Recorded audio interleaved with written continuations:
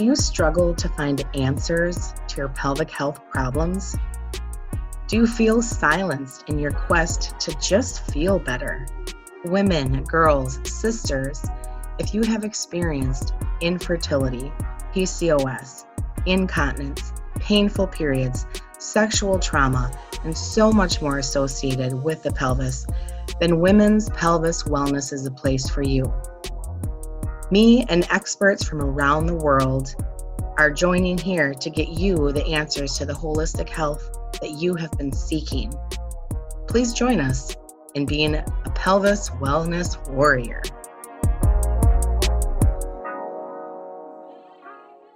All right. Today, my guest is Becky. Becky's a friend of mine, and she has a really powerful story. And I wanted to offer my listeners the real life stories that people have experienced all over the world, and this is something that, is very, very common, unfortunately. And so we wanted to shed a little bit of light on her story and just kind of the process of how everything happened. But again, I want to showcase real life stories, not just, different types of medical practitioners, which obviously are very important, but, these real life stories need to be shared. Right. So thank you for being so open with us. Yeah. Thank you for letting me share. Yeah. So, if we kind of start at the beginning, right? So I already had a son. He was born in 2009, and my husband and I decided when he was about 2 that we were going to try for another. My older son, it was super easy. Like the second I went off birth control, we were pregnant. I had no problems. It was all, textbook, right? So then in late 2011 is when I got pregnant the first time. And then that spring, it was in March, I had excruciating pain. It was very sudden. It was late at night. I was brushing my teeth, actually, and I dropped and held onto the edge of the counter, and I said, something's not right, to my husband. And thankfully, my mother-in-law lived very close and was able to rush over and be with my son while my husband took me to the emergency room. They told us pretty much right away that they couldn't find a heartbeat. I mean, it was pretty immediate that they knew something was wrong, but they didn't know what. So we were there for a long time, and they sent us home that night, still not knowing, and then said, okay, you need to be referred right away the next day to a specialist. So we went back the next day to an OBGYN, and they determined pretty much immediately at that point, right, that it was a ectopic on my left side. So with that one... So ectopic means that it has implanted in the fallopian tube. Yes. Which, cannot be sustained and could, absolutely kill the mom. So yes, absolutely. And it grows, right? So, your body for a while is like, this is fine, and I'm going to do what I can here, which is when it gets risky. So the further along in the pregnancy you do get, the higher the risk is for things to go wrong. So that was the pain I was feeling it was really just growth. I was very lucky in that nothing had burst, nothing had gone wrong. It was just growing, and it hurt. Mm-hmm. So what they do is they admit you to the hospital. You're actually admitted to oncology, and they treat you with a dose of methotrexate, which is something they also will treat people with for chemo, which is why you're in the oncology unit. And my husband said one of the weirdest parts of that for him was that the oncology nurse who delivers the medication comes in full gown, mask and the head and everything, because they don't want that medication on them. And they inject that right into your butt. And it's pretty miserable.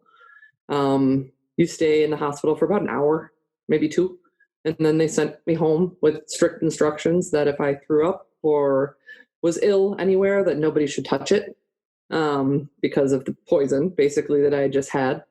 Right. And at that point, we didn't know what was going on. We didn't know why. We didn't know much. So I was referred, obviously to specialists at that point, to a special OBGYN who dealt with high risk issues. And, he was fabulous. And, the first thing he kind of did was sort of grab my hand and grab my husband's hand. And he was like, it's shit luck. This is shit luck. You've got nothing to do with anything. It's a lightning strike. We'll figure this out. Mm-hmm. So then we waited a while and decided to try to get pregnant again later in 2012, and got pregnant. And it was very exciting and very scary for both of us. And I was considered high risk because of the first tubal. So I had to have ultrasounds on the regular, and we had to go in and have an ultrasound, a vaginal one.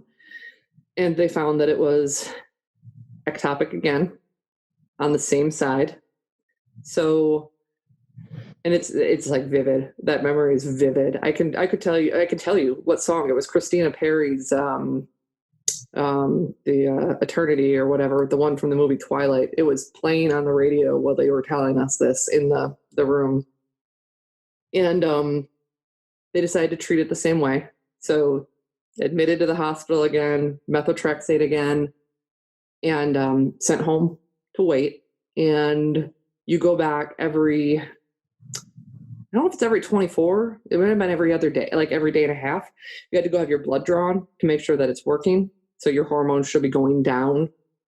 And mine, unfortunately, were doubling every day still. So the pregnancy was continuing. And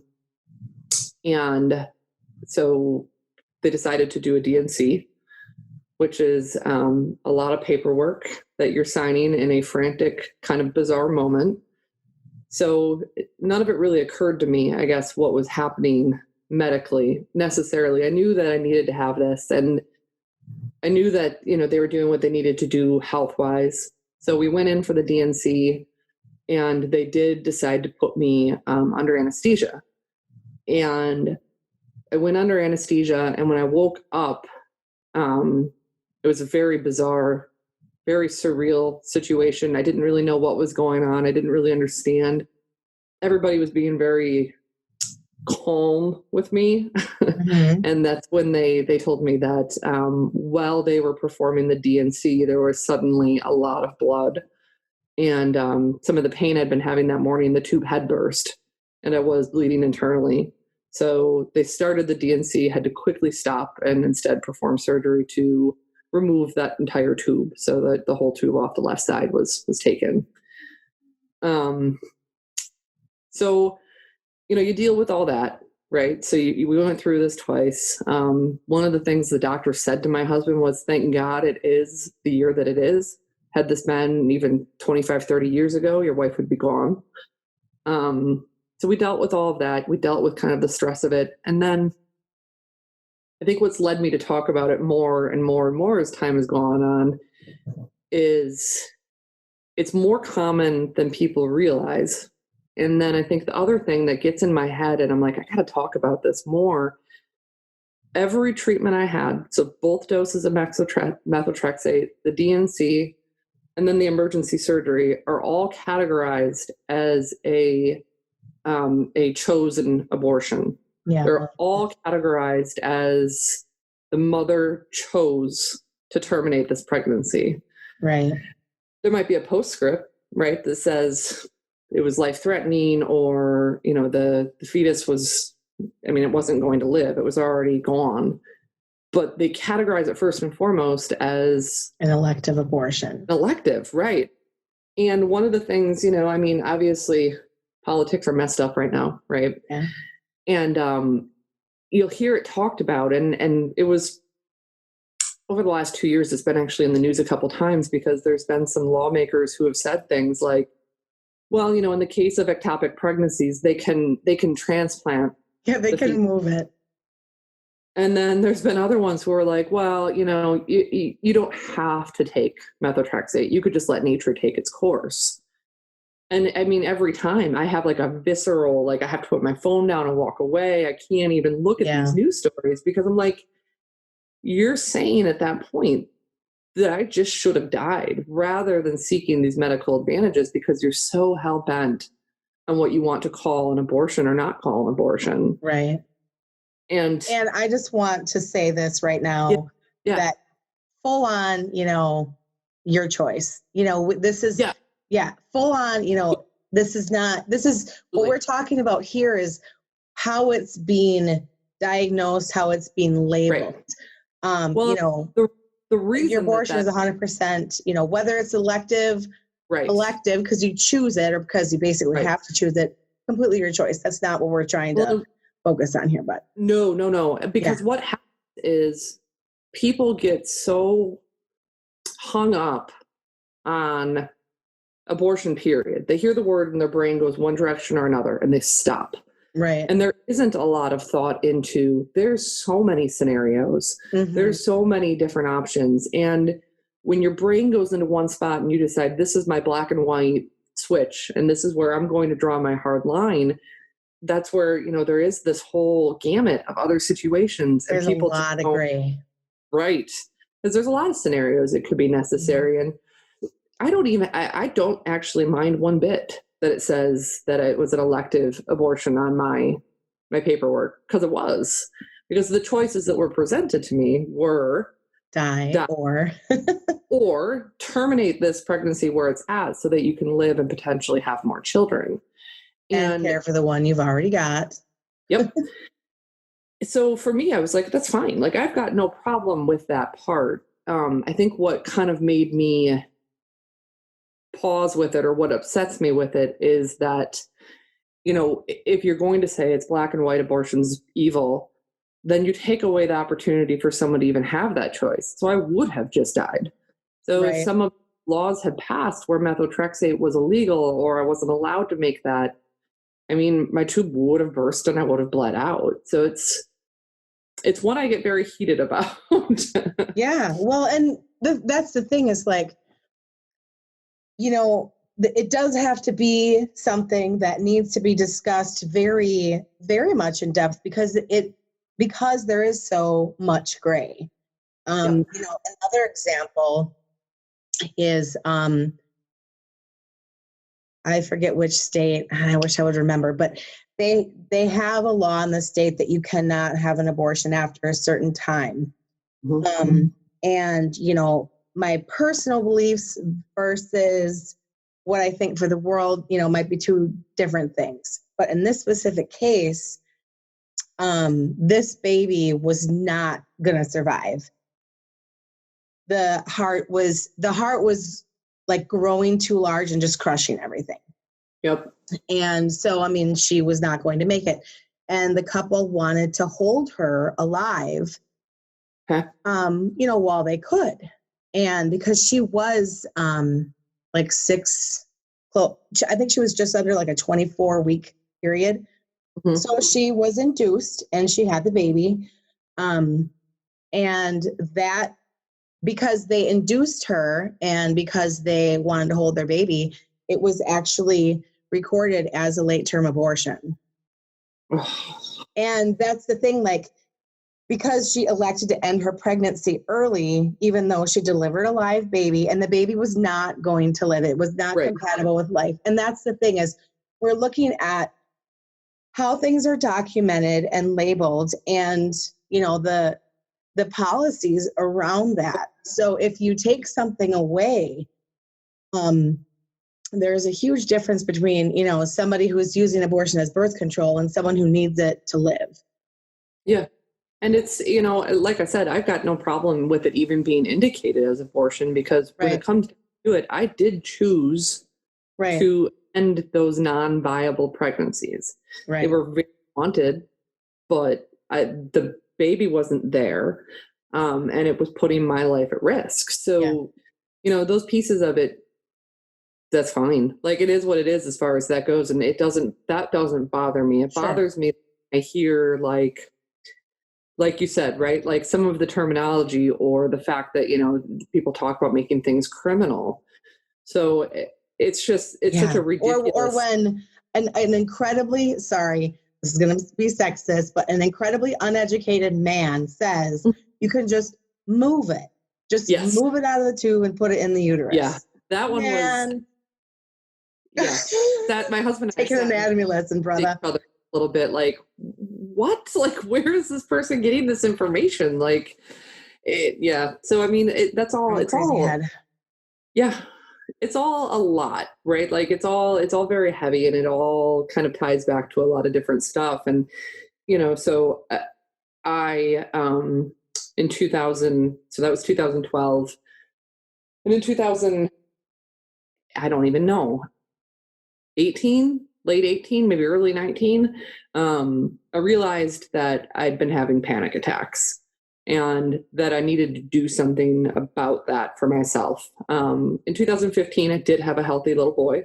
So I did go on to carry a pregnancy with my one tube. But so it took a while to get pregnant, but I got pregnant. And then after he was born, I just realized I was constantly scared. And I went to my doctor about it, and they suggested, talking to somebody, and I did eventually go talk to somebody. And when I had come home, like the second time, I think, and I said to my husband, I said, that was really heavy and it was a lot. But, we started to kind of get back to, it was a trauma. And I didn't look at it that way because it was just something that happened that we had to get through. Right. It was something that took place, and I physically recovered from it. I was able to have another baby. It was scary. And neither of us ever want anything to do with pregnancy again because it's terrifying. But I didn't look at it like a trauma. And that's when, I had talked to a therapist, and around that time I had started coming to you for massages. And that's probably about too, right when I started seeing you, was when I started just verbally dumping it on anybody who was around. Because I was like, it's a thing that happened, and it's okay to talk about it. Like if I had to have my leg removed, I'd probably bring it up at some point in conversation with you because I'm missing my leg. I had to have half of my reproductive stuff removed, but you can't see that. So something you kind of keep. Like it's not something that you just tell people about because they don't necessarily want to hear about your fallopian tubes. Right. Yeah. Ew. Yeah. But I've started talk about mucus while we're at it. That's a fun thing. Right. Yeah. I've started just sharing it. I've started kind of letting it out because once I had the conversation with her that it's a trauma that I went through and that I need to kind of recover from, I've been able to sort of manage that a little bit more and get out of my own head and realize not everything ends in a trauma. Not everything is leading up to a trauma, which is kind of where I was. I was at a very high, every scenario could kill everybody around me. Mm-hmm. And it's taken a while to get back from that, but I'm getting there.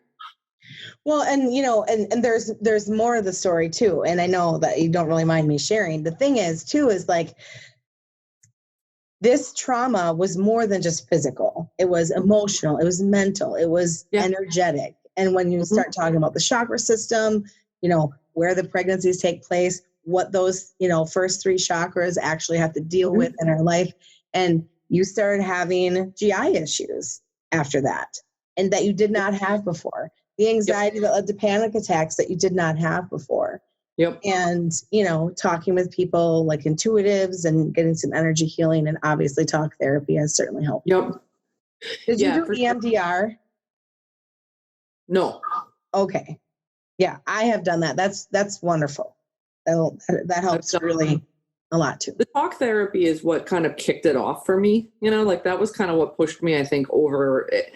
And I had gone back and forth about it. And I went in with a very different attitude. Like I was like, well, I'm stressed because of this and because I have kids. And, I had this whole list of things. And then we started kind of working backwards. And she was like, you're not dealing with this like really very big traumatic thing that took place. And to your point, it leads to all sorts of other problems. And I still do.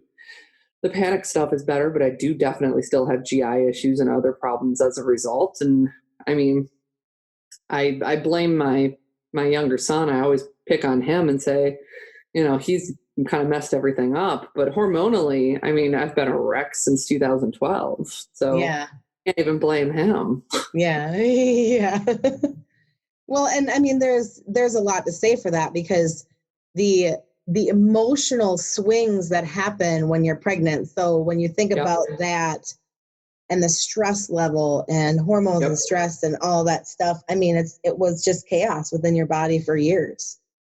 Yeah. And it's, when I think about it too, like it all happened in the 1 year. So it was, I got pregnant in late 2011 and I lost the first baby in March. And then I lost the second baby in September. Okay. So it was very quick. Gotcha. And it was one of those scenarios too, because the first one was methotrexate only. It wasn't surgical. So, the doctor was pretty much like, you can try again whenever you want. The second one after that, we had to wait a while, and I don't remember the name of the procedure, but I had to have a very invasive dye procedure where they inserted dye through to make sure that it moved through my remaining tube appropriately to make sure. And because it happened on the same side twice too, which is weird, but who knows? So for all we can figure. But good in a way, because I mean, you don't want that scar tissue in both of them, Well, the working theory, right, would be that my older son, who I got pregnant with so easily, was probably on the other side. Right. And then I probably always had scar tissue, or that tube wasn't quite right, or it wasn't big enough, or it wasn't something. Right. So just bad luck. But it's one of those bad luck things that I think people, they just you don't talk about it a lot. You don't necessarily share it. And I think, the pelvic health thing in general, right? And that obviously it's hard to get people to talk about it. It's hard to get people to feel they can share it. And, I'll use the leg thing again. Like, I have a wonky knee. I have a bad knee. I've got zero problem telling people about my bad knee, or going and talking about my bad knee, or going to therapy for my knee. But you get into the pelvic health and it is a little bit like, people don't want to hear this. They don't want to talk about my tubes and my uterus.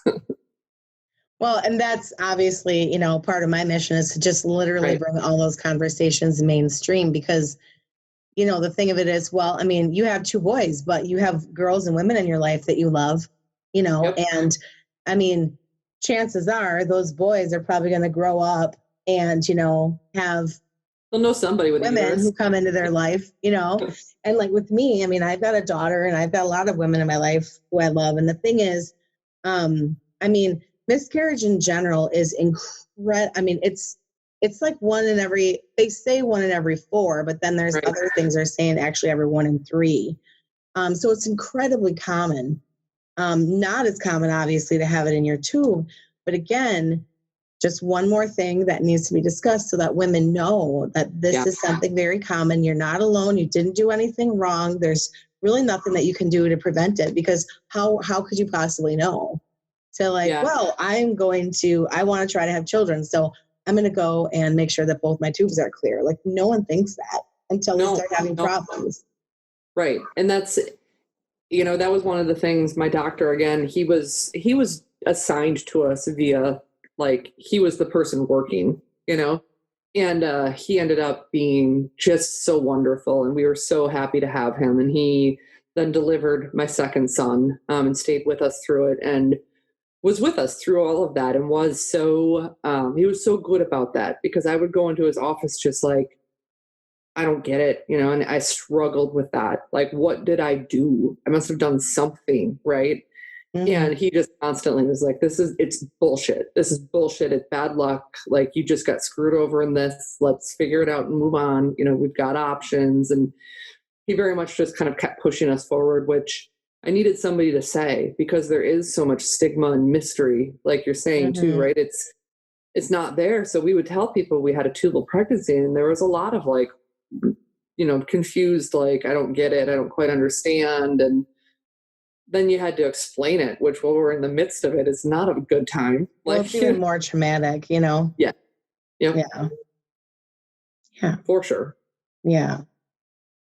Yeah. So there needs to be, well, and also too, I suppose there probably isn't, a ton of better ways to, help basically dissolve the pregnancy so that, so that everything kind of flush out, because you just think of that medication and how harsh it is on your body too. So there's so many elements to this. It's like, we're going to have a baby. We're so excited we're having a baby. Oh, wait, we're not having a baby. And oh gosh, I might die. and then I have to do this. Then, and then it happens again, and then it's even more severe. And then again, back to like the policy and the way things are labeled and all that. Well, and the being admitted to oncology was weird. It was weird, really heavy. And, you're going down that hallway and there's people who are there in the hospital and they're in the oncology ward. They're very ill.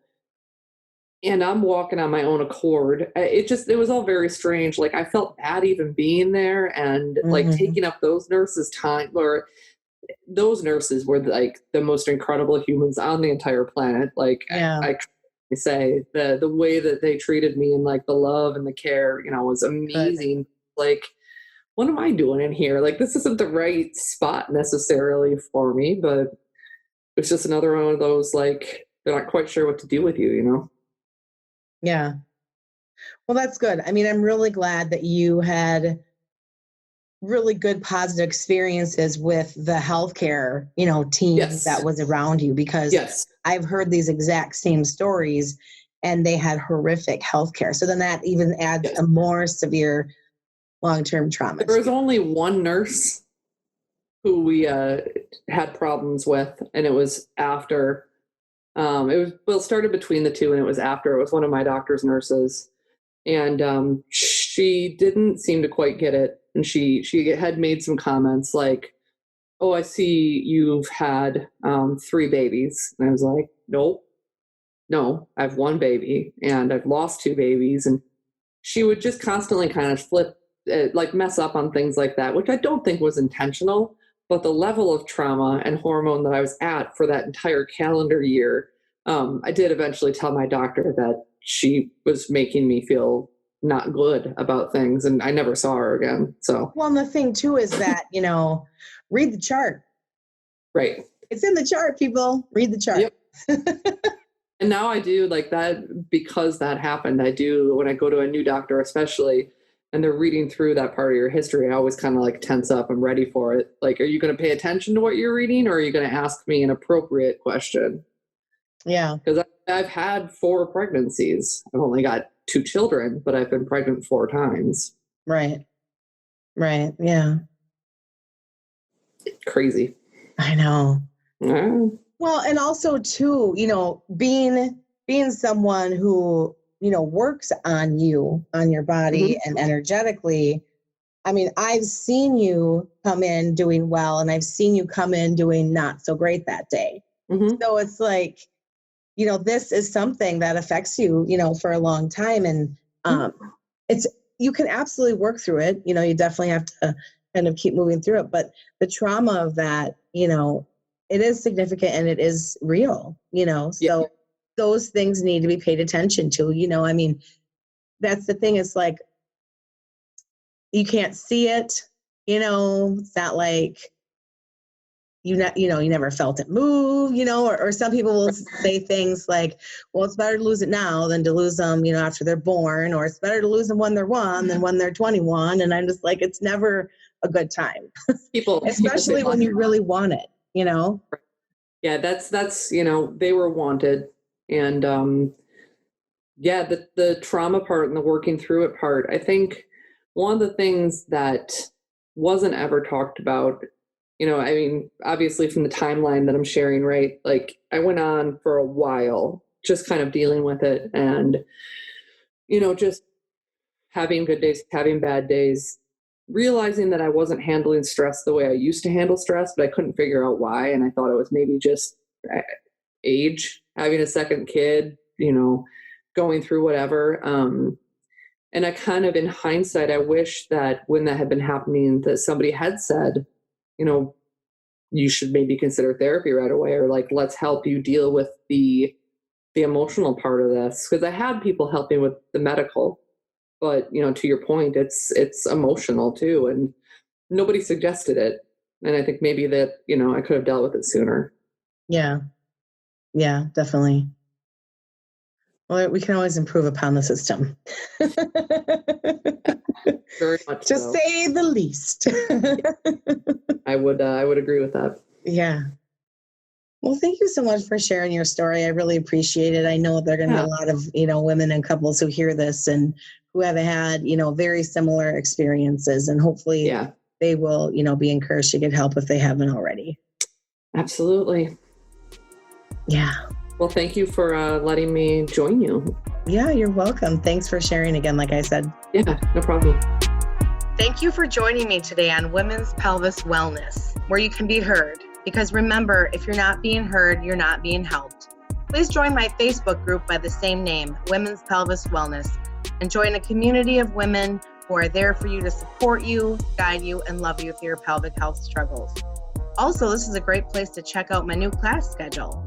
Thank you for joining me and becoming a pelvis wellness warrior.